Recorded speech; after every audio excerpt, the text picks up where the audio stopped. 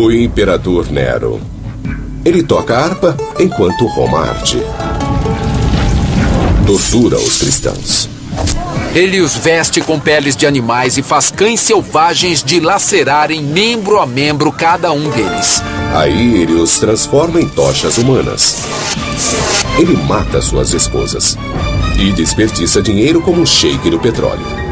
Ele arruinou o império, saqueou todos os templos e matou a maioria da elite dominante. Usando relatos históricos da época de Roma, é possível descobrir a verdade por trás dessas histórias.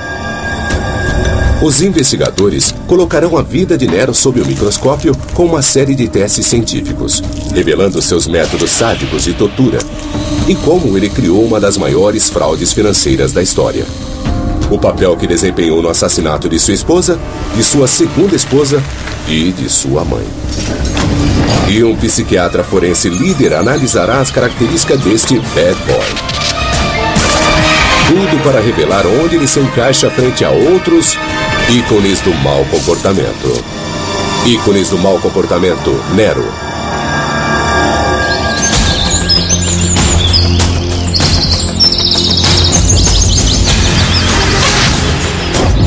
O Imperador Nero dominou Roma por apenas 13 anos. Nesse tempo, ele esculpe para si o título de um dos tiranos mais notórios da história. Na metade do seu reinado, a simples visão dele fazia os romanos estremecerem de pavor. Nero com certeza serve para uma boa avaliação psicológica. Sua vida é vista como um filme dos dias de hoje, já que ele tenta realizar seus próprios desejos com o papel que pediram para ele atuar, ou seja, o imperador de Roma. Para entender Nero melhor, o psiquiatra David Malloy examinará seu comportamento e o classificará em um único gráfico da psique dos ícones do mau comportamento para revelar como ele se compara a outros tiranos da história. Assassino psicopata. Analisando sua ficha, Nero se sai como o pior deles. Ele chega ao poder com a morte de seu tio, o imperador. Ele batiza o vinho de seu meio-irmão rival com uma dose fatal de veneno. Ele se tornou um assassino para conseguir o que queria. Ele tenta matar sua mãe esmagada. E quando isso falha, manda seus capangas acabarem com ela. Ele culpa os cristãos pelo incêndio de Roma e os queima vivos em retaliação. A carnificina desses cristãos culpados pelo incêndio de Roma é horrível, é repugnante. Ele usa chicotes e ferros de marcar ensinadores que o desagradam. E ele chuta sua esposa grávida até a morte. As histórias chocantes vêm dos historiadores romanos Tácito e Suetônio, que escreveram décadas após a morte de Nero. Eles são os colunistas de fofoca da época, demonizando Nero para fazer seus próprios governantes parecerem bons. Então, até que ponto devemos confiar neles? Para sabermos, a busca por evidências começa na infância de Nero. Ele nasceu em 37 d.C. em uma família romana muito problemática. Seu pai morre quando Nero tem só 3 anos e, por um tempo, seu modelo masculino é seu tio Calígula, que não era o tipo de cara para se brincar por aí. Nero não encontra conforto no seio de sua mãe Agripina, a irmã mais nova de Calígula. Ela não é apegada aos valores familiares. Agripina é muito transtornada. Ela foi violentada e expulsa por seu irmão Calígula. Ela cresceu acreditando que assassinato e incesto são normais, e ela estava bem preparada para usá-los para conseguir o que queria. Agripina queria chegar ao centro do poder em Roma. E ela planejou utilizar o jovem Nero para isso. Essa é a estrada para Roma, mas também é a rota de Agripina ao poder. Porque as mulheres da Roma antiga não eram legalmente autorizadas a exercer o poder, era a tarefa de homens. Mas Nero podia.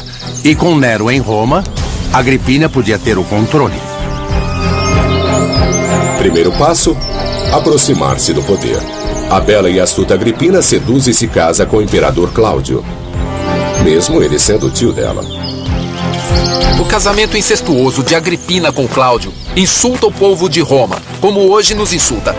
Mas ela era uma pessoa disposta a cruzar qualquer linha para obter o máximo de poder. Agripina pressiona Cláudio a adotar Nero e torná-lo herdeiro do trono à frente de seu próprio filho, Britânico. Nero está agora na fila para imperador. Nero subitamente enfrenta uma enorme mudança em sua vida. Ele está na fila de se tornar imperador de Roma, algo para o qual nunca foi treinado, ao qual ele não está preparado e psicologicamente não está tão claro o que ele quer. Ele é tirado neste papel como um fantoche de Agripina, sua mãe. Segundo as fontes, Agripina é impaciente por poder. Tácito e Seutônio dizem que Agripina queria um marido morto. Ela é poderosa e sabe quem usar, uma envenenadora condenada, Locusta. É virtualmente impossível pôr veneno na comida do imperador. Mas Agripina encontra um modo. Segundo as fontes, Cláudio encontra seu fim em um banquete de bebedeira quando ele come um prato de cogumelos envenenados.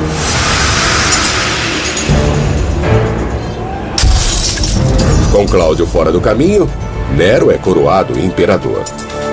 Isso o tornaria o homem mais poderoso do mundo. Mas, segundo as fontes, o poder real está nas mãos manipuladoras de Agripina. Seria isso só um ataque à irmã de Calígula? Ou há alguma verdade nisso? Moedas datando do início do reinado de Nero contêm pistas cruciais. Nero. Essa moeda é incomum porque mostra o busto de Nero e sua mãe Agripina do mesmo lado. É muito incomum ver mãe e filho juntos.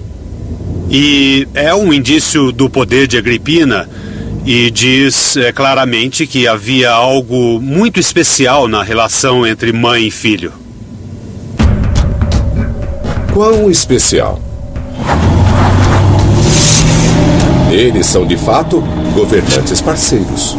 Mas logo, há uma briga entre mãe e filho e é sobre, o que mais? Uma mulher.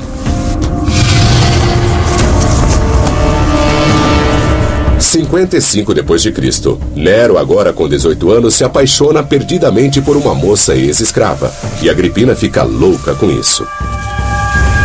Isso poderia prejudicar sua permanência no poder, seu lugar na moeda. Ela tenta acabar com isso, mas Nero continua. Então Agripina demonstra seu poder. O controle de Nero sobre Roma ainda não estava totalmente seguro. Isso porque Cláudio tinha um filho natural que era o meio-irmão de Nero, Britânico. Forçada por Nero, Agripina agora ameaça substituí-lo do trono por Britânico. Britânico tem só 13 anos. Talvez ela pudesse mantê-lo na linha.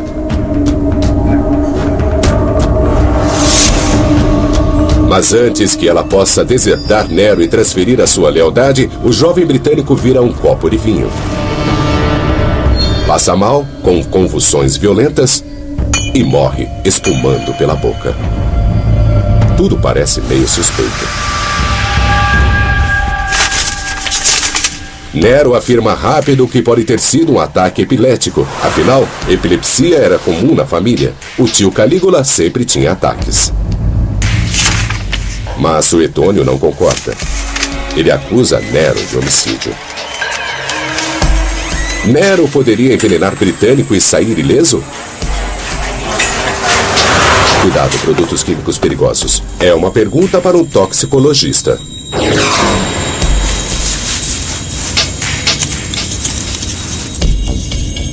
Com certeza havia vários venenos disponíveis para envenenadores e para Nero na época. Quando vemos isso, há 3 venenos que vêm à mente. Um é um componente de cianeto encontrado em sementes de frutas da época. O outro seria a estricnina e, finalmente, a cicuta. As fontes dizem que Britânico bebeu vinho diluído com água e que o veneno estava naquela água. Então, se Nero realmente o matou, o veneno que ele usou não poderia aparecer na água. Uma possibilidade, cianeto. Ele é encontrado em caroço de pêssego, mas você precisa de muitos para fazer um coquetel letal. O efeito de cianeto no corpo humano é muito forte. Isso pode ser rapidamente fatal, mas como ele pode ser entregue e estar bem disfarçado? E como podemos ver, mesmo mexendo, ele não se dissolve. Então teria sido perceptível que algo estava na bebida. Isso exclui o cianeto.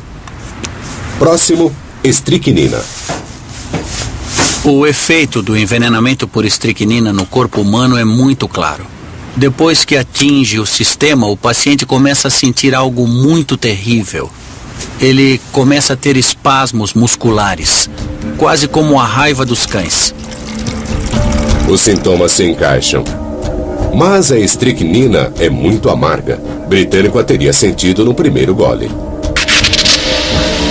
Sobrou a cicuta.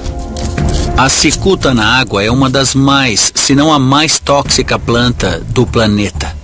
Como você pode ver, é clara, é difícil de detectar e o efeito da cicuta na água é rápido. Para a armação de Nero e seus envenenadores, este era o veneno perfeito para dar a Britânico.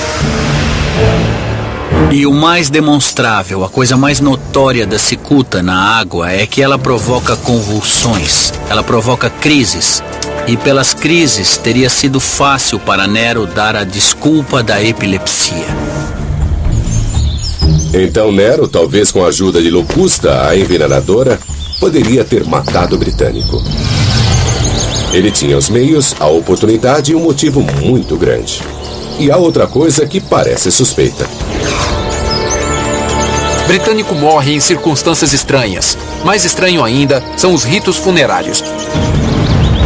Eles são apressados, abruptos, e ocorrem no dia seguinte sem muita pompa e ritual, como seria digno de uma pessoa como o Britânico. Se livrar da prova, rápido. Os historiadores estão convencidos de que tudo aponta ao fato de que Nero matou mesmo seu meio-irmão mais novo. Ele virou um assassino para conseguir o que queria, e isso foi um grande passo. Com isso, Nero sai da sombra de sua mãe Agripina. Ela lhe ensinou bem a lição, e nada vai pará-lo agora.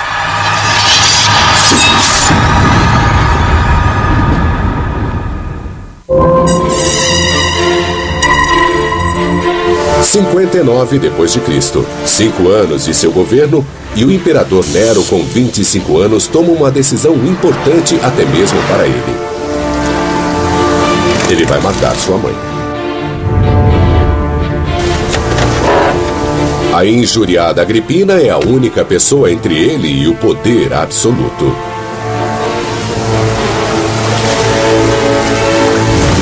Ele não pode simplesmente matá-la a sangue frio. Isso seria demais, mesmo para o imperador romano. O historiador Darius Aria veio visitar o local do crime. Ele tinha que ficar acima de qualquer suspeita. As fontes dizem que ele fez parecer um acidente. De acordo com o historiador Suetônio, Nero planeja matar sua mãe com uma armadilha, fazendo parecer um acidente. Deveria acontecer aqui, na Baía de Nápoles.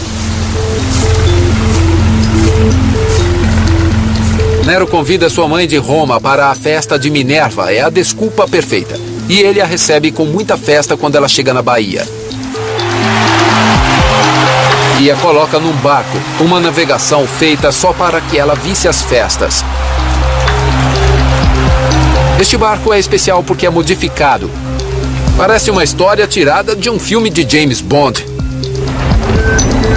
A história diz que o barco está equipado com um dossel pesado que deve cair sobre Agripina, matando-a esmagada. Mas soltar o dossel na hora certa exigiria um mecanismo de liberação. E uma equipe de rebeldes com medo de Nero que ficassem de boca calada. Mesmo com ajuda especializada, Nero conseguiria fazer isso? O engenheiro Paul Swayze e o historiador Robert Mason querem descobrir se a tecnologia romana da época poderia de fato ter produzido uma engenhoca assim. Essa seria uma boa comparação a uma barcaça real do período de Nero. Toda a sociedade romana se baseava na hierarquia. E o lugar mais importante na hierarquia era o sofá. Certo. Onde você se reclina assim. E sobre sua cabeça haveria esse belo do céu. Então só o que ele precisa é cair na cabeça dela. E acabou tudo. E esta aqui é a cena do crime. Usando o mastro como um apoio, um dossel controlado por pesos poderia ser levantado bem acima da cabeça de Agripina. O único problema seria como soltar o peso. Os romanos trabalham bem com metal. Eram famosos por criarem sistemas de liberação como esse. Aqui está o meu peso pendurado no gancho. Aqui está o meu ponto de contato, conectado a um laço passando pelo nariz. Esse arco levemente negativo segura o nosso laço em posição e é controlado do alto. Uma criança poderia soltar milhares de quilos assim. O que você desenhou é uma forma muito usada pelos romanos para soltar uma catapulta. Ah, certo. Então... Excelente. Então vamos nessa. Vamos lá.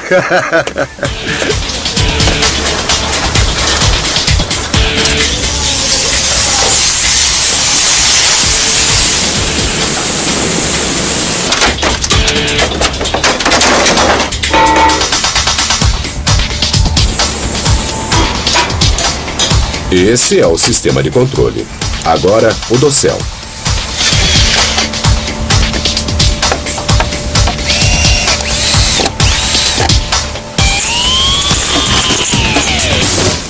Bom, tá aqui a nossa polia.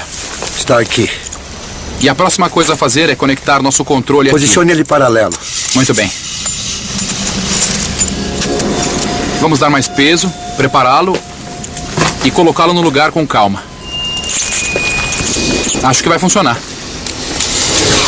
Os historiadores dizem que Agripina está no sofá romano embaixo do dossel com a armadilha.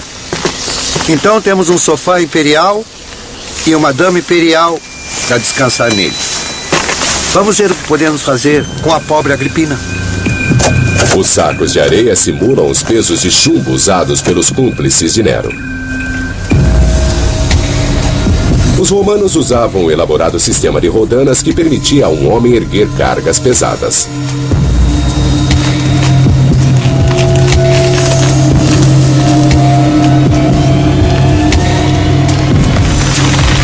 É hora do show.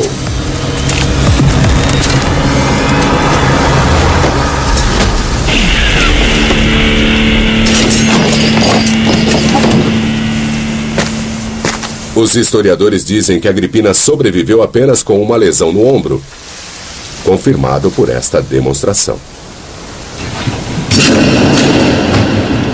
Esse é o dano que isso teria causado a ela. Os braços do sofá teriam impedido que ela se ferisse mais.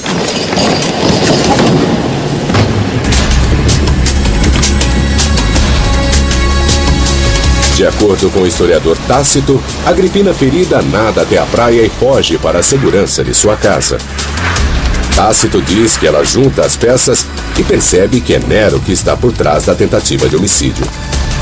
Mas ela decide tentar reverter a situação enviando uma mensagem a Nero, dizendo que achava que a queda do dossel não tinha sido nada além de um acidente. Nero não estava esperando por essa resposta. Quando o mensageiro de Agripina chega e diz que houve um acidente, Nero tem de reagir rapidamente. Segundo as fontes, Nero tinha um pensamento rápido. Ele pega uma espada, joga aos pés do mensageiro que foi enviado por Agripina e diz que Agripina enviou o mensageiro para matá-lo. Nero tinha a desculpa que estava procurando: uma tentativa de homicídio de sua mãe. Qualquer coisa que ele fizesse agora seria considerado um ato de autodefesa. É uma jogada brilhante. Ele sai do papel de vilão para o de vítima. Nero envia sua guarda pretoriana até a casa de Agripina para terminar o serviço. Agripina coloca a mão sobre o estômago e diz aos guardas que a atinjam no ventre que deu vida a seu assassino. E eles fazem isso. E ela morre. Naquela noite, ele é atormentado por pesadelos. Quando acorda, Nero anuncia: hoje é o primeiro dia do meu estado. ele finalmente ganha o poder. Ele aprendeu com a melhor, sua mãe. Os romanos começam a desconfiar de tudo e de todos. Se Nero teve coragem de matar sua mãe, qualquer um poderia ser o próximo. Senadores nervosos enviam mensagens extravagantes de agradecimento e parabéns. Com Agripina fora do caminho, Nero se volta para o outro aborrecimento de sua vida, sua esposa Octávia. Ela é muito popular, mas Nero não se importa. Ele só tem olhos para sua amante Popeia, a menina ex-escrava agora grávida. Ele se divorcia de Octávia e a expulsa de Roma. Ele se casa com sua amante Popeia. É um modo de romper seu laço final com sua mãe Agripina. A reação do público é de indignação. Eles vão para as ruas, se revoltam. O povo quer seu conto de fadas. Nero cometeu um erro fatal de relações públicas. É como se Charles se divorciasse de Diana por Camila. Nero decide que Otávia precisa ser mais que divorciada, precisa morrer. Ele manda seus guardas para explicar-lhe como é que vai ser. Ela pode tirar sua própria vida, ou eles vão fazer isso por ela. Os guardas retornam a Roma com a cabeça decepada de Octávia. Com isso, Nero passa a não se preocupar com o que o público pensa. Nero agora estava pronto para ser o homem que sempre quis ser. E de acordo com Suetônio, esse homem era um poeta, um ator e um músico.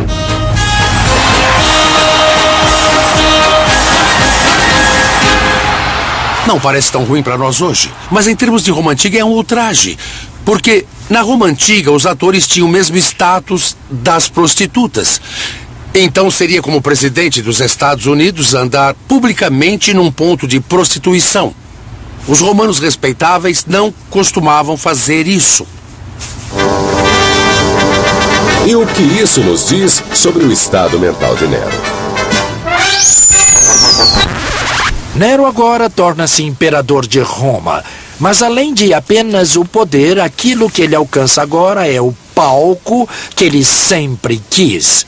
Ele agora tem a base para poder realizar o seu sonho de todas as pessoas o amarem. Ele agora é literalmente o centro de atenção do mundo. O desejo de Nero por atenção vai além do controle. Bem quando uma catástrofe histórica atinge Roma.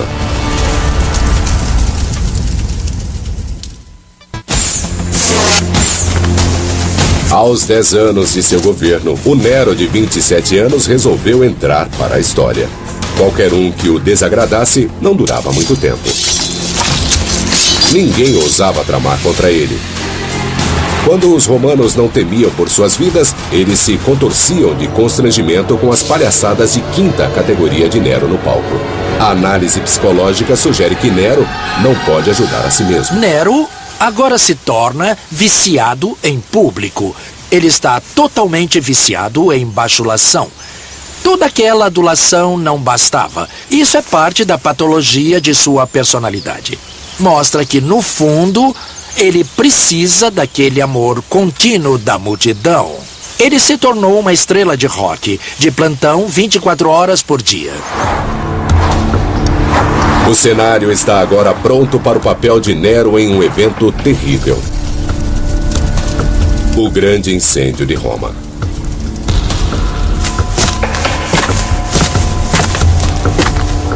Roma Antiga é feita de madeira. E as ruas eram muito estreitas, muito mais do que essas. O fogo pode ir de um prédio a outro com facilidade. A história diz que as fogueiras se espalhavam muito rapidamente. O incêndio de Nero é o mais destrutivo que já atingiu Roma. Metade de Roma foi totalmente queimada até o chão. Nero toca violino enquanto Roma arde. É um mito que o persegue pela história. Mas não era um violino. Era uma lira, um antigo instrumento de cordas. E Nero não estava em um concerto. As fontes até nos dizem que música ele tocou. Era um lamento pela queda de Troia. E, na verdade, isso nos diz muita coisa. Nos diz que ele deve ter tocado enquanto Roma ardia, mas não pelas razões que nós supomos. Vamos refletir. Ele é um artista, então, quando confrontado com esta cidade grande e gloriosa, queimando até o chão, ele deve ter se inspirado a pegar a sua lira e cantar um lamento para aquela outra grande cidade condenada de Troia. Isso é visto como o início da queda de Nero para a loucura. Mas ele não fez isso porque estava louco. Ele não se vangloria da morte de Roma. Ele está sofrendo até o fundo de sua alma. E é exatamente disso que as fofocas falam. Ele é um desastre de relações públicas. E tudo porque Nero não percebe como aquilo vai perturbar as pessoas que não o compreendem.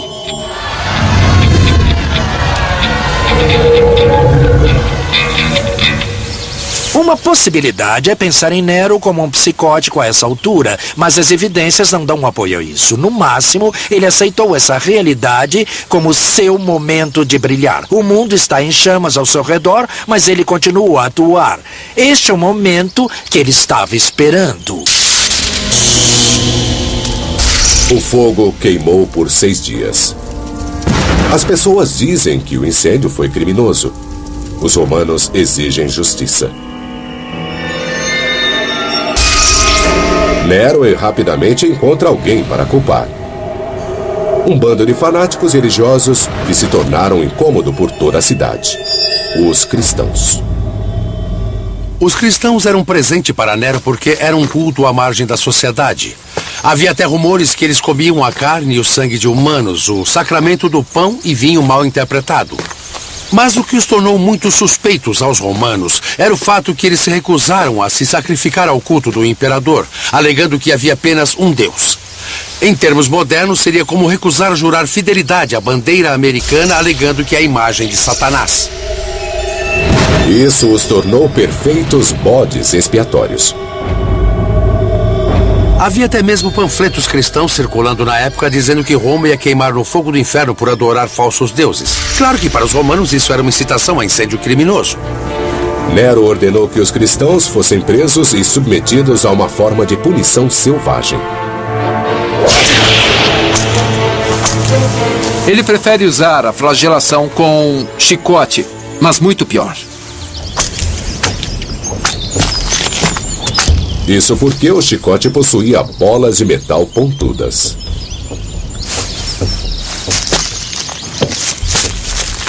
Nós vamos usar este pedaço de carne de porco para simular o que aconteceria. Lembre-se que a pele do porco é muito mais grossa e resistente do que a pele humana é.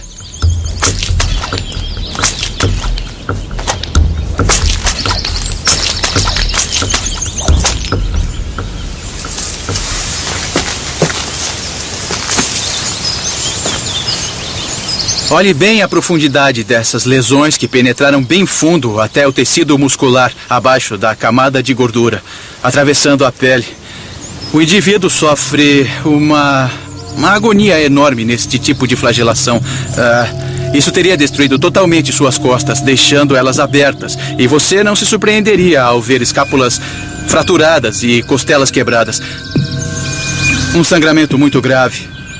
A pessoa poderia sobreviver por várias horas com esse tipo de tortura antes dela sucumbir. Seria necessário um uso habilidoso se você não quisesse que a pessoa morresse. É uma punição comum para crimes graves. Mas Nero a usou em larga escala, batendo nos cristãos sem dó. Isso revela um crescente apetite por crueldade. Um apetite que levará a horríveis espetáculos públicos na arena.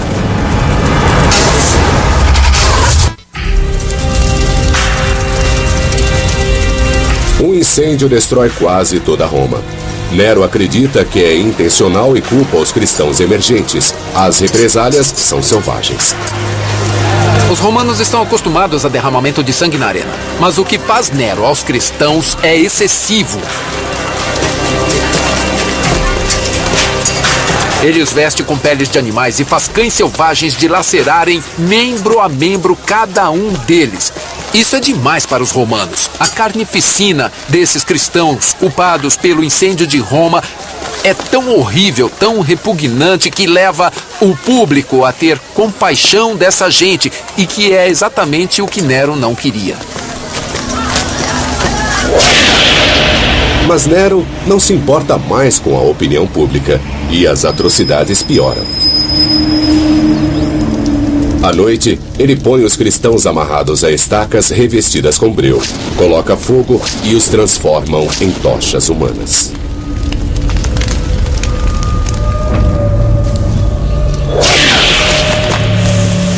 Com Roma em ruínas, Nero inicia a reconstrução. Mas suas prioridades não combinam com as dos romanos desabrigados.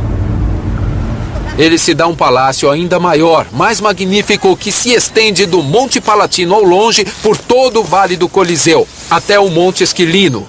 Isso é iluminado pela sua Domus Áurea, muito famosa pelo tom dourado que tinha, nos telhados, nas paredes, em toda parte. Esse não é o jeito de conquistar os romanos. Ele modernizou sua cidade, mas agora ele pegou um grande pedaço para si. Seu senso de direito é semelhante ao pior dos excessos de Wall Street. Nero ama a si mesmo. Ele adora que as pessoas o amem. Mas ele não é psicótico. Ele não é louco. Não há nenhuma prova que ele esteja alucinado ou delirante. Ele continua a ser muito pleno e a ter uma meta. Mas essas metas são todas dirigidas a fazê-lo parecer melhor. Mas não há evidências de que esse homem seja psicótico. Enquanto metade da cidade passa fome, Nero constrói um palácio. Mas enfrenta um obstáculo. Ele está ficando sem dinheiro. Mas isso não ia detê-lo. Nero tem um plano. A moeda corrente da economia romana é o denário. Moeda forte, porque é 100% de prata garantida.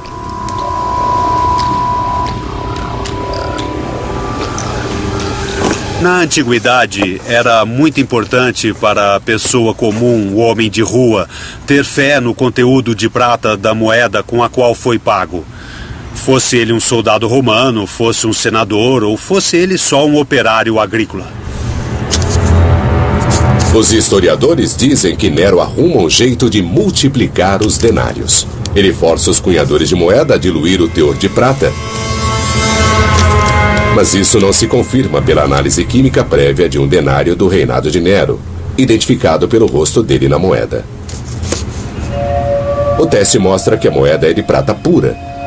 Então parece que a história toda foi um exagero.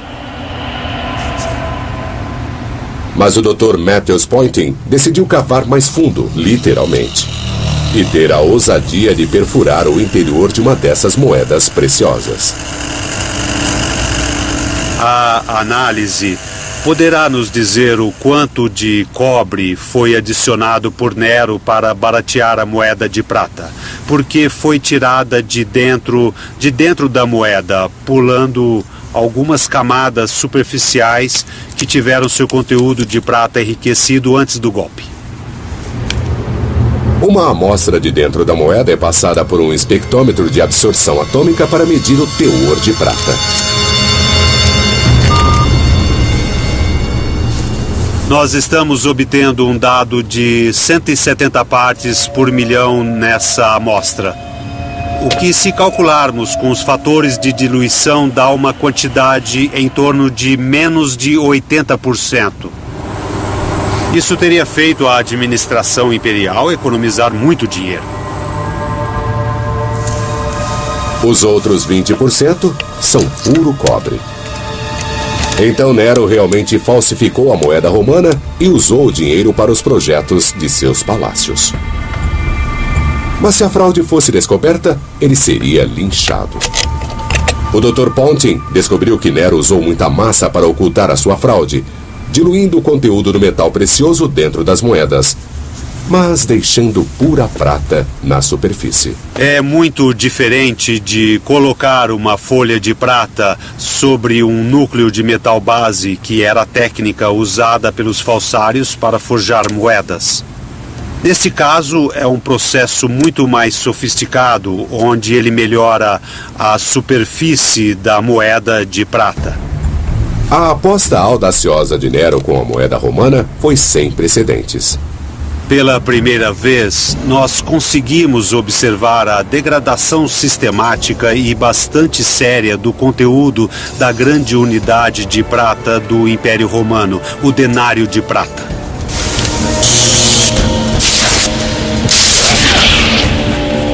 Nero agora está completamente fora de controle. Um grupo de senadores se reúne para tramar uma tentativa de assassinato. Esta é a Cúria.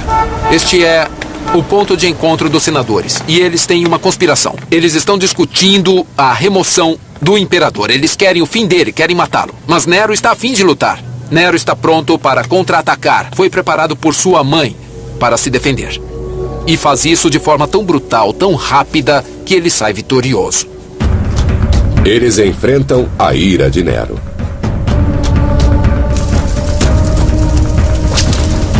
Os culpados são marcados, açoitados, dilacerados e assassinados.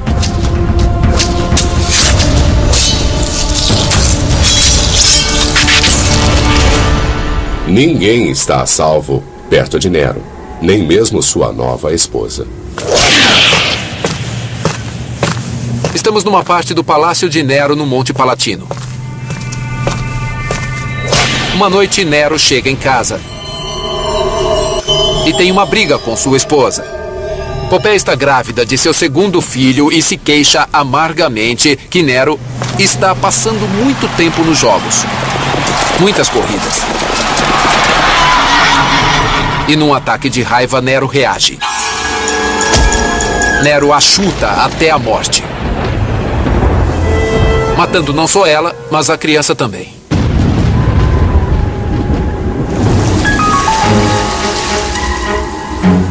Nero desiste de qualquer pretensão de liderar o Império e vai para a Grécia explorar seu lado criativo.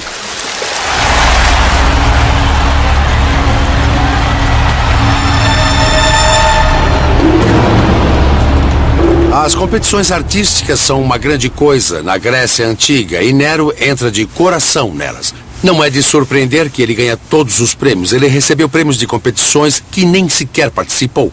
E Suetônio diz que ele ganhou 1.808 prêmios. Seriam 5 prêmios por dia durante um ano inteiro. Parece meio inacreditável para mim.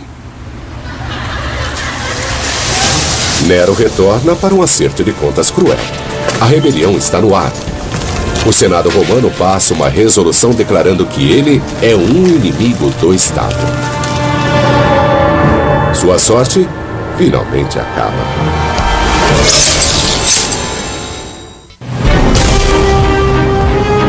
A má gestão do Império por Nero e o assassinato sangrento de figuras poderosas em Roma finalmente foram sua ruína.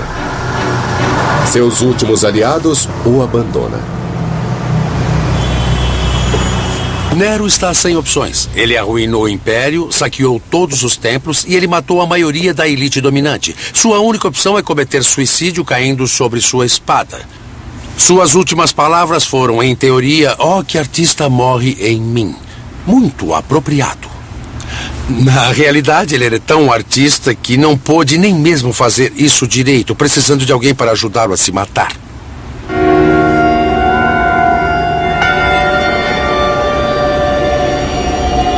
Um escravo liberto ajuda Nero com o golpe final. A cortina cai pela última vez. Nero tem 30 anos.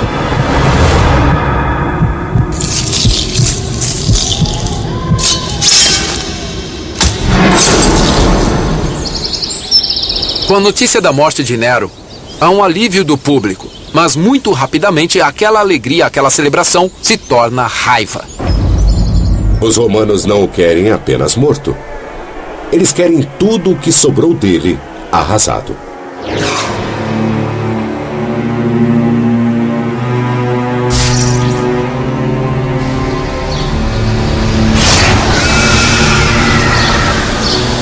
Pela primeira vez, eles promulgam uma nova lei para de fato apagá-lo da história, chamada Damnatio Memoriae. Com a notícia da morte de Nero, o Senado tomou medidas imediatas. O Damnatio Memoriae. Eles queriam condenar sua existência, queriam condenar o fato dele ter sido um governante de Roma. Eles rasparam seu nome, eles derrubaram sua estátua. Ele deixará de existir. Mas quando governantes posteriores quiseram fazer seus antecessores parecerem ruins, eles usaram Nero de exemplo por causa de seus crimes terríveis. Então escritores como Suetônio contaram de um jeito que ele nunca fosse esquecido.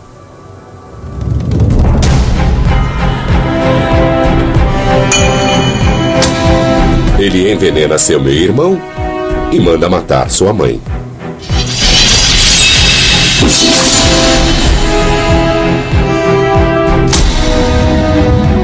Ele corta a cabeça de uma esposa e chuta a outra até a morte, com ela grávida. Ele utiliza o chicote nos cristãos e os transforma em tochas humanas. Ele mata senadores e rouba dos romanos, falsificando seu dinheiro. Em que lugar na escala dos tiranos essas ações de um ícone do mau comportamento colocam Nero? Assassino psicopata. Ele não tortura e mata pela emoção daquilo como seu tio Calígula. Ele tinha objetivos. Ele mata para obter ganhos pessoais ou políticos como Júlio César. Calígula. Quando ele faz uso de violência num sentido muito direto e administrativo, ele não tem a sede de sangue que uma quantidade enorme de governantes romanos famosos teve. Mas chutar sua esposa grávida até ela morrer numa raiva incontrolável o move pela escala para o psicótico.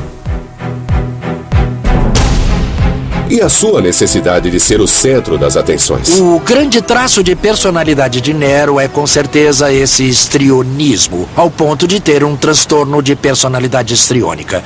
A teatralidade e a superficialidade, essa necessidade, esse desejo de atenção é o que vai realmente dirigir a sua personalidade. Nessa escala, Nero vai muito bem. Transtorno de personalidade histriônica. Então, quem tem um perfil de personalidade similar na história? Quando comparo Nero a uma figura histórica moderna ou mais recente, eu estaria procurando alguém que, como Nero, precisava do palco. Ele precisava das multidões e da adulação. Ele precisava que ele fosse o centro das atenções.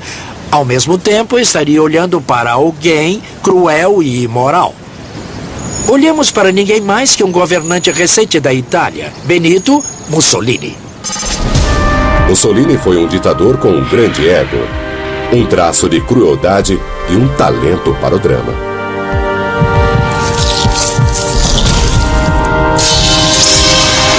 Os romanos celebraram o suicídio de Nero, mas não por muito tempo. Logo se espalharam rumores de que Nero ainda estava vivo, que ele foi visto cantando e tocando. Ainda hoje, essa é uma ilusão familiar. Pense no Elvis de hoje. Elvis desaparece. Elvis está morto. Mas há avistamentos. E muita gente com o tempo acredita. E muita gente hoje ainda acredita que ele está vivo. E esse tipo de lenda vive em Nero, de tanto impacto que ele causou na sociedade romana. O maior desejo de Nero era ser lembrado como um grande artista. Não foi assim que aconteceu. Sua mãe perturbada e sua obsessão extrema garantiram que seus 13 anos no poder sejam lembrados não como uma era de ouro das artes, mas como o reinado de um tirano assassino e cruel. E tem uma briga com sua esposa. Popéia está grávida de seu segundo filho e se queixa amargamente que Nero está passando muito tempo nos jogos. Muitas corridas.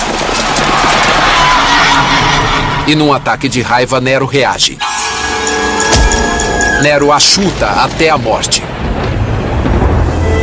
matando não só ela, mas a criança também.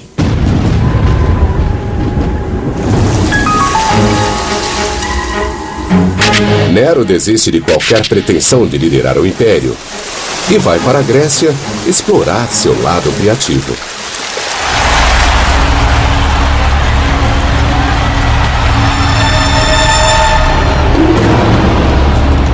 As competições artísticas são uma grande coisa na Grécia Antiga e Nero entra de coração nelas.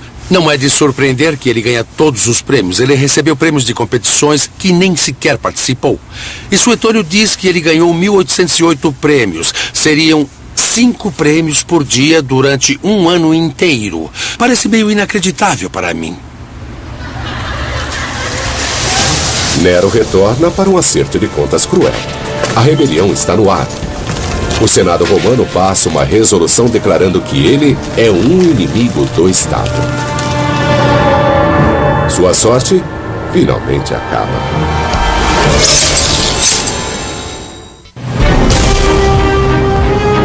A má gestão do Império por Nero e o assassinato sangrento de figuras poderosas em Roma finalmente foram sua ruína. Seus últimos aliados o abandonam. Nero está sem opções. Ele arruinou o Império, saqueou todos os templos e ele matou a maioria da elite dominante. Sua única opção é cometer suicídio caindo sobre sua espada. Suas últimas palavras foram, em teoria, "Oh, que artista morre em mim."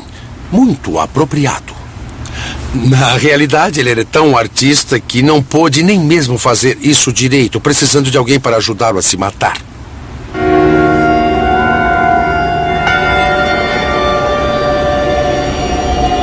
Um escravo liberto ajuda Nero com o golpe final. A cortina cai pela última vez. Nero tem 30 anos.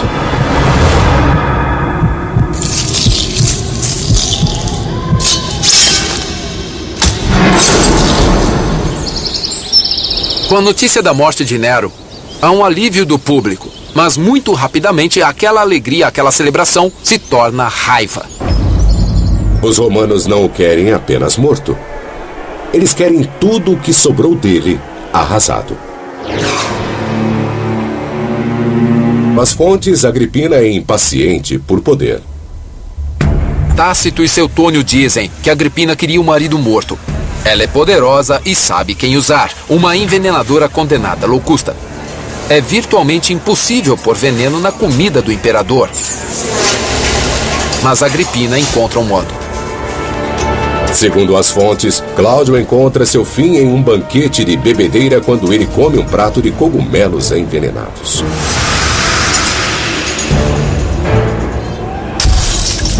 Com Cláudio fora do caminho, Nero é coroado imperador. Isso o tornaria o homem mais poderoso do mundo. Mas, segundo as fontes, o poder real está nas mãos manipuladoras de Agripina. Seria isso só um ataque à irmã de Calígula? Ou há alguma verdade nisso?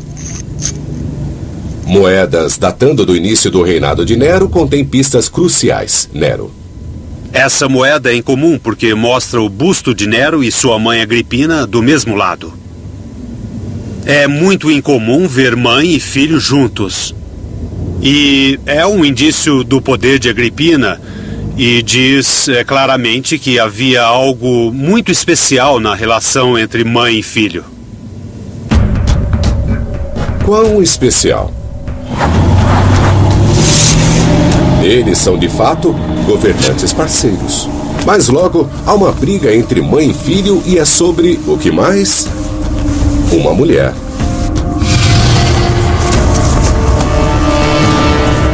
Em 55 d.C., Nero, agora com 18 anos, se apaixona perdidamente por uma moça ex-escrava. E Agripina fica louca com isso. Isso poderia prejudicar sua permanência no poder, seu lugar na moeda. Ela tenta acabar com isso, mas Nero continua. Então Agripina demonstra seu poder. O controle de Nero sobre Roma ainda não estava totalmente seguro. Isso porque Cláudio tinha um filho natural que era o meio-irmão de Nero, Britânico. Forçada por Nero, Agripina agora ameaça substituí-lo do trono por Britânico. Britânico tem só 13 anos. Talvez ela pudesse mantê-lo na linha.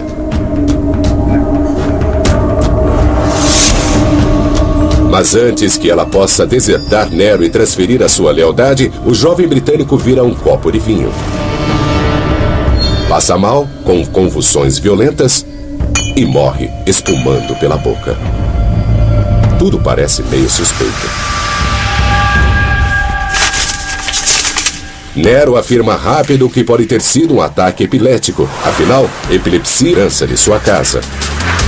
Tácito diz que ela junta as peças e percebe que é Nero que está por trás da tentativa de homicídio. Mas ela decide tentar reverter a situação enviando uma mensagem a Nero, dizendo que achava que a queda do dossel não tinha sido nada além de um acidente. Nero não estava esperando por essa resposta. Quando o mensageiro de Agrippina chega e diz que houve um acidente, Nero tem de reagir rapidamente. Segundo as fontes, Nero tinha um pensamento rápido. Ele pega uma espada, joga aos pés do mensageiro que foi enviado por Agrippina e diz que Agrippina enviou o mensageiro para matá-lo. Nero tinha a desculpa que estava procurando: uma tentativa de homicídio de sua mãe. Qualquer coisa que ele fizesse agora seria considerado um ato de autodefesa. É uma jogada brilhante. Ele sai do papel de vilão para o de vítima. Nero envia sua guarda pretoriana até a casa de Agrippina para terminar o serviço. Agrippina coloca a mão sobre o estômago e diz aos guardas que a atinjam no ventre que deu vida a seu assassino. E eles fazem isso. E ela morre. Naquela noite, ele é atormentado por pesadelos. Quando acorda, Nero anuncia: hoje é o primeiro dia do meu estado. Ele finalmente ganha o poder. Ele aprendeu com a melhor, sua mãe. Os romanos começam a desconfiar de tudo e de todos. Se Nero teve coragem de matar sua mãe, qualquer um poderia ser o próximo. Senadores nervosos enviam mensagens extravagantes de agradecimento e parabéns. Com Agrippina fora do caminho, Nero se volta para o outro aborrecimento de sua vida, sua esposa Octávia. Ela é muito popular, mas Nero não se importa. Ele só tem olhos para sua amante Popeia, a menina ex-escrava agora grávida. Ele se divorcia de Octávia e a expulsa de Roma. Ele se casa com sua amante Popeia. É um modo de romper seu laço final com sua mãe Agrippina. A reação do público é de indignação. Eles vão para as ruas, se revoltam. O povo quer seu conto de fadas. Nero cometeu um erro fatal de relações públicas. É como se Charles se divorciasse de Diana por Camila. Nero decide que Otávia precisa ser mais que divorciada, precisa morrer. Ele manda seus guardas para explicar-lhe como é que vai ser. Ela pode tirar sua própria vida, ou eles vão fazer isso por ela. Os guardas retornam a Roma. Continua a ser muito pleno e a ter uma meta. Mas essas metas são todas dirigidas a fazê-lo parecer melhor. Mas não há evidências de que esse homem seja psicótico. Enquanto metade da cidade passa fome, Nero constrói um palácio. Mas enfrenta um obstáculo. Ele está ficando sem dinheiro. Mas isso não ia detê-lo. Nero tem um plano. A moeda corrente da economia romana é o denário. Moeda forte, porque é 100% de prata garantida.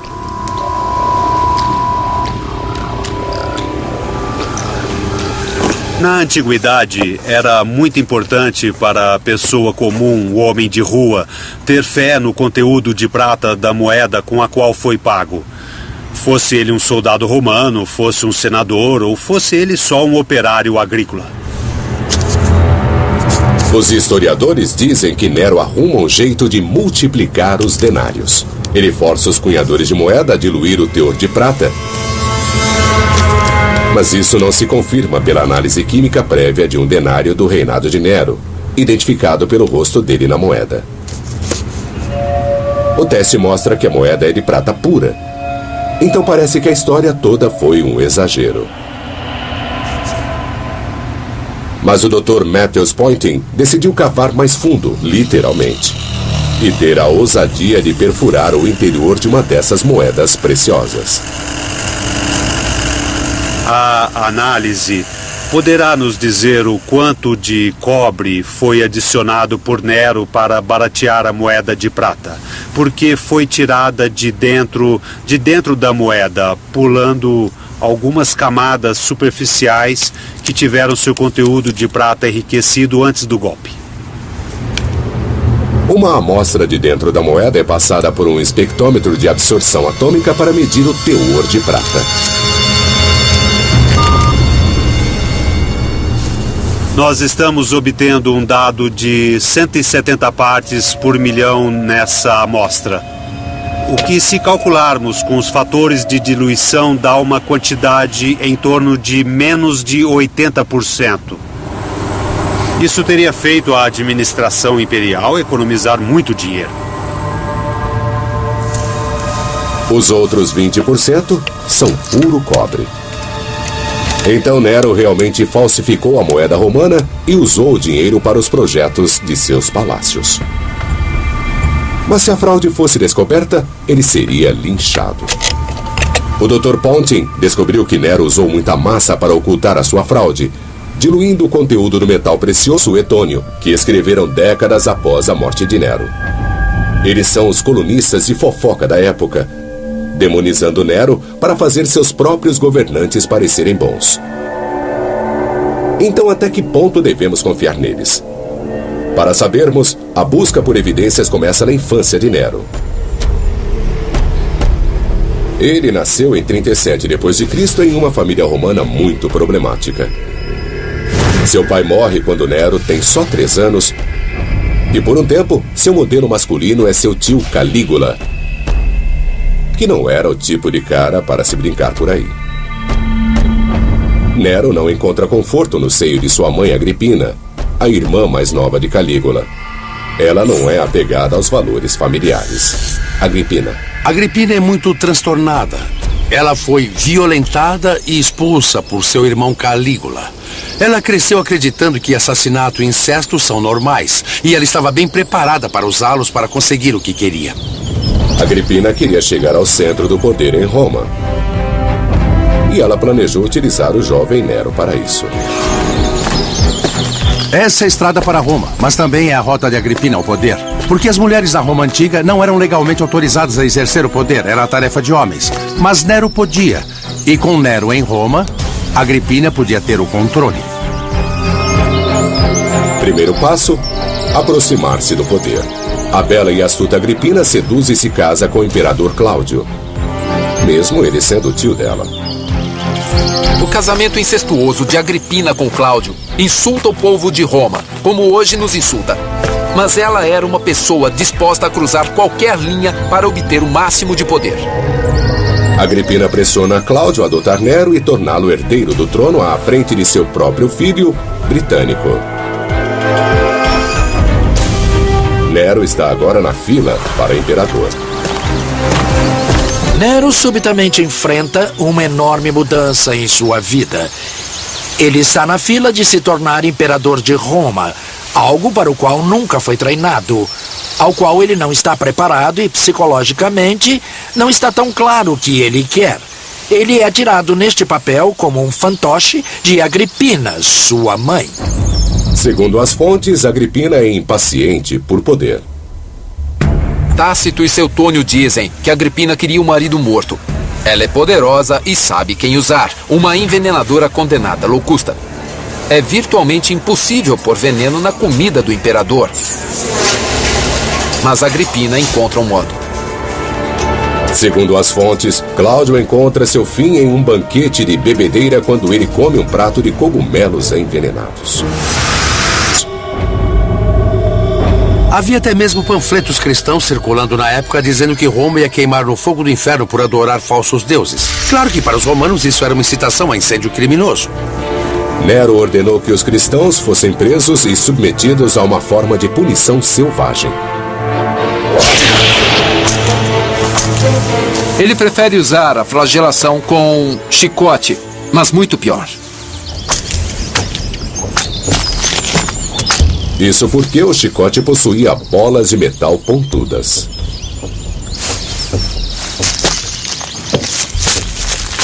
Nós vamos usar este pedaço de carne de porco para simular o que aconteceria. Lembre-se que a pele do porco é muito mais grossa e resistente do que a pele humana é.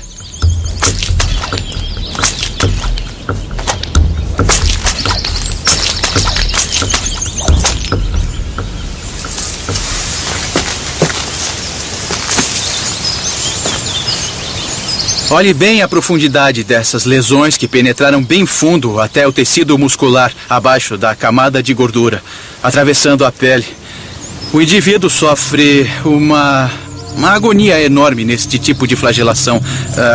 Isso teria destruído totalmente suas costas, deixando elas abertas. E você não se surpreenderia ao ver escápulas fraturadas e costelas quebradas. Um sangramento muito grave. A pessoa poderia sobreviver por várias horas com esse tipo de tortura antes dela sucumbir. Seria necessário um uso habilidoso se você não quisesse que a pessoa morresse.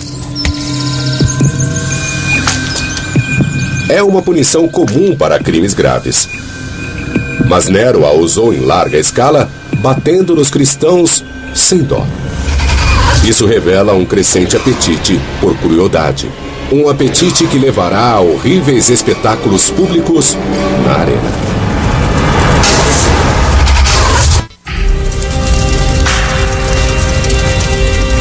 Um incêndio destrói quase toda Roma. Nero acredita que é intencional e culpa os cristãos emergentes. As represálias são selvagens. Os romanos estão acostumados a derramamento de sangue na arena. Mas o que faz Nero aos cristãos é excessivo. Ele os veste com peles de animais e faz cães selvagens dilacerarem membro a membro cada um deles. Isso é demais para os romanos. A carnificina desses cristãos culpados pelo incêndio de Roma é tão horrível, tão repugnante, que leva o público a ter compaixão dessa gente e que é exatamente... Ele chega ao poder com a morte de seu tio, o imperador. Ele batiza o vinho de seu meio-irmão rival com uma dose fatal de veneno. Ele se tornou um assassino para conseguir o que queria. Ele tenta matar sua mãe esmagada. E quando isso falha, manda seus capangas acabarem com ela. Ele culpa os cristãos pelo incêndio de Roma e os queima vivos em retaliação. A carnificina desses cristãos culpados pelo incêndio de Roma é horrível, é repugnante. Ele usa chicotes e ferros de marcar ensinadores que o desagradam. E ele chuta sua esposa grávida até a morte. As histórias chocantes vêm dos historiadores romanos Tácito e Suetônio, que escreveram décadas após a morte de Nero. Eles são os colunistas de fofoca da época, demonizando Nero para fazer seus próprios governantes parecerem bons. Então, até que ponto devemos confiar neles? Para sabermos, a busca por evidências começa na infância de Nero. Ele nasceu em 37 d.C. em uma família romana muito problemática. Seu pai morre quando Nero tem só 3 anos. E por um tempo, seu modelo masculino é seu tio Calígula, que não era o tipo de cara para se brincar por aí. Nero não encontra conforto no seio de sua mãe Agripina, a irmã mais nova de Calígula. Ela não é apegada aos valores familiares. Agripina é muito transtornada. Ela foi violentada e expulsa por seu irmão Calígula.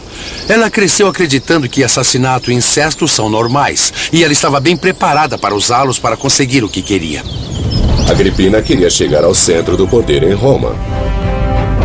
E ela planejou utilizar o jovem Nero para isso. Essa é a estrada para Roma, mas também é a rota de Agripina ao poder. Porque as mulheres da Roma antiga não eram legalmente autorizadas a exercer o poder, era a tarefa de homens. Mas Nero podia, e com Nero em Roma, Agripina podia ter o controle. Primeiro passo, aproximar-se do poder.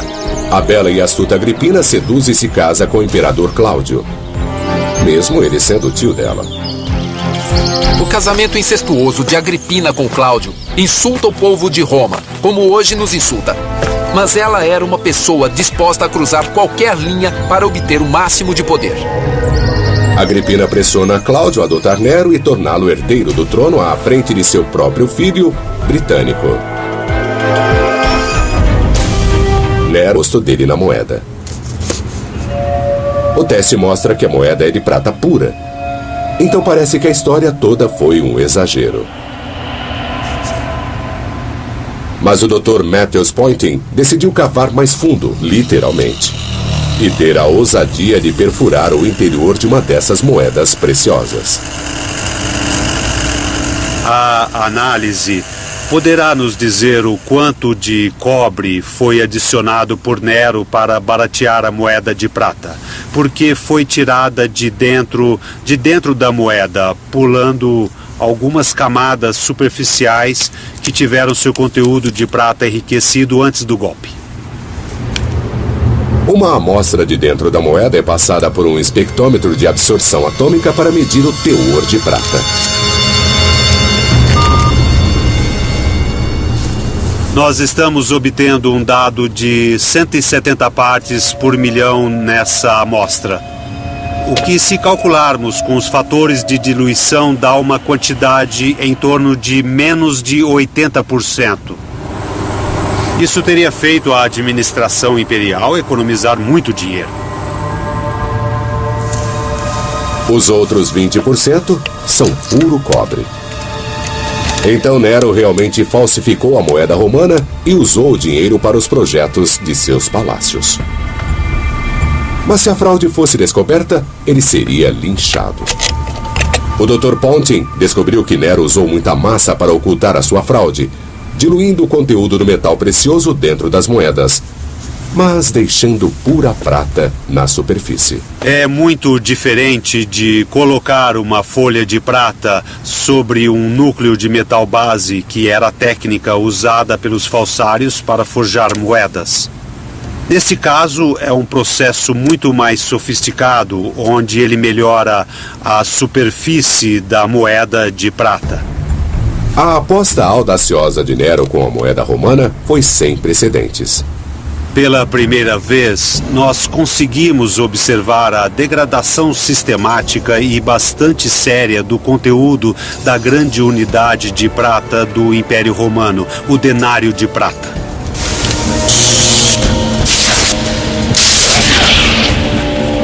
Nero agora está completamente fora de controle.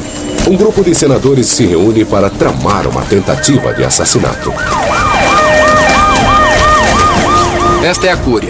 Este é o ponto de encontro dos senadores. E eles têm uma conspiração. Eles estão discutindo a remoção do imperador. Eles querem o fim dele, querem matá-lo. Mas Nero está a fim de lutar. Nero está pronto para contra-atacar. Foi preparado por sua mãe. Nero agora está completamente fora de controle. Um grupo de senadores se reúne para tramar uma tentativa de assassinato. Esta é a Cúria. Este é o ponto de encontro dos senadores. E eles têm uma conspiração. Eles estão discutindo a remoção do imperador. Eles querem o fim dele, querem matá-lo. Mas Nero está a fim de lutar. Nero está pronto para contra-atacar. Foi preparado por sua mãe para se defender. E faz isso de forma tão brutal, tão rápida, que ele sai vitorioso. Eles enfrentam a ira de Nero.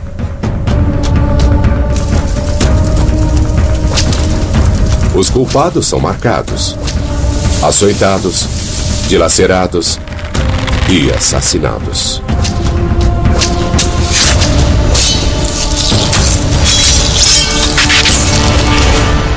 Ninguém está a salvo perto de Nero, nem mesmo sua nova esposa. Estamos numa parte do Palácio de Nero no Monte Palatino. Uma noite, Nero chega em casa e tem uma briga com sua esposa. Popéia está grávida de seu segundo filho e se queixa amargamente que Nero está passando muito tempo nos jogos. Muitas corridas. E num ataque de raiva, Nero reage. Nero a chuta até a morte. matando não só ela, mas a criança também.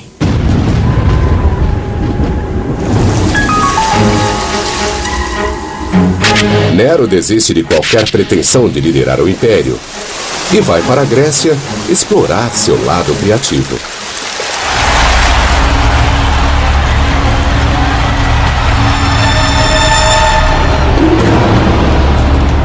As competições artísticas são uma grande coisa na Grécia Antiga e Nero entra de coração nelas. Não é de surpreender que ele ganha todos os prêmios. Ele recebeu prêmios de competições que nem sequer participou. E Suetônio diz que ele ganhou 1.808 prêmios. Seriam 5 prêmios por dia durante um ano inteiro. Parece meio inacreditável para mim. Nero retorna para um acerto de contas cruel. A rebelião está no ar. O Senado romano passa uma resolução declarando que ele é um inimigo do Estado. Sua sorte finalmente acaba.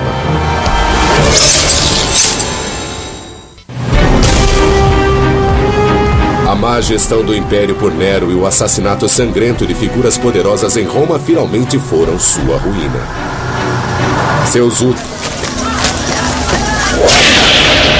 Mas Nero não se importa mais com a opinião pública e as atrocidades pioram. À noite, ele põe os cristãos amarrados a estacas revestidas com breu, coloca fogo e os transformam em tochas humanas.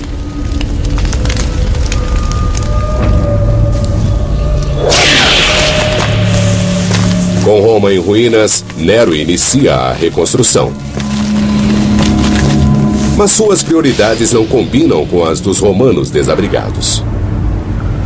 Ele se dá um palácio ainda maior, mais magnífico, que se estende do Monte Palatino ao longe por todo o Vale do Coliseu, até o Monte Esquilino. Isso é iluminado pela sua Domus Áurea, muito famosa pelo tom dourado que tinha, nos telhados, nas paredes, em toda parte. Esse não é o jeito de conquistar os romanos. Ele modernizou sua cidade, mas agora ele pegou um grande pedaço para si. Seu senso de direito é semelhante ao pior dos excessos de Wall Street. Nero ama a si mesmo. Ele adora que as pessoas o amem. Mas ele não é psicótico. Ele não é louco. Não há nenhuma prova que ele esteja alucinado ou delirante. Ele continua a ser muito pleno e a ter uma meta. Mas essas metas são todas dirigidas a fazê-lo parecer melhor. Mas não há evidências de que esse homem seja psicótico. Enquanto metade da cidade passa fome, Nero constrói um palácio. Mas enfrenta um obstáculo. Ele está ficando sem dinheiro. Mas isso não ia detê-lo. Nero tem um plano. A moeda corrente da economia romana é o denário. Moeda forte, porque é 100% de prata garantida.